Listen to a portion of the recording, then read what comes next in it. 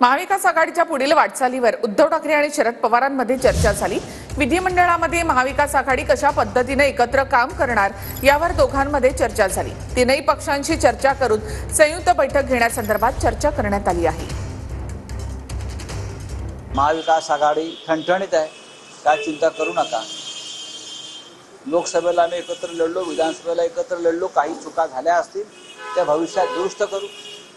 आमच्यामध्ये संवाद राहिला पाहिजे, तो संवाद सुरू झालेला आहे आणि हे एक सकारात्मक लक्ष्य आहे। सिल्लोरोचा आशीर्वाद घेणं हे त्यांच्या नशिबी आहे आणि ही सगळी प्रक्रियेचा सूत्रधार संजय राऊत पुन्हा त्या उभाटाला शरद पवारच्या चरणी लीन करण्यासाठी घेऊन चाललेला आहे। आत्मसन्मान, हिंदुत्व, बाळासाहेबांचे विचार त्याची सगळ्या डब्यामध्ये घेऊन आता ते शरद पवार साहेबांकडे चाललेत।